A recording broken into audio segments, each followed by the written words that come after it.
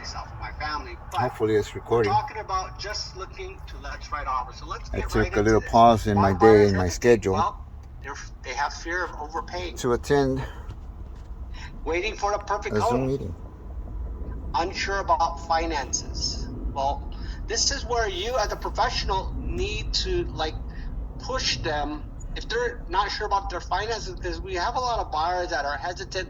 They don't want to give their tax returns, or they don't want to do their pay stubs. But this is where you need to continue and just say, hey, we need to know, so whether you're buying now or tomorrow or next year, you need to know about your finances, and we could position yourself accordingly. If you have some dings on your credit, we could fix that so that we could position you, right? So you want to push them to get them going, because if they're going to buy, today, tomorrow, or next year, you want to be able to get that financing together. Information overload. Sometimes, I don't like to give too much information. I don't like to go over any disclosures, etc. in the beginning of the consultation. Maybe I'll go over a little bit of escrow and the steps, but I'll shorten it up so there's not information overload. Right? Need more urgency to act. That's what it is. Okay, agent's role: shift buyer's mindset from browsing to buying. Build urgency without pressure. Using scripts that spark clarity, and we'll go over that later. Turn towards into emotional connections. All right, well, here's some scripts that build urgency. Here's a scarcity script. Homes like this don't last long. If this checks most of your boxes, waiting could mean losing it. I mean, these are simple scripts that you could use as your, when you're out there showing property. Sometimes you got to take a person and say, well, I know we're not going to buy, but let's go take a look at home. And mentally that they're qualified. Maybe you worked with them in the past. Maybe you worked with their parents.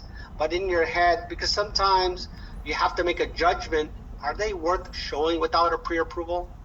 Well, if you're so busy, then yeah, pre-approval is a must. But if you're you have time, because a lot of us have time, then making a judgment. Let me give you an example. Just last month, I have an agent here, my neighbor. I brought her, and I'm helping her build her business.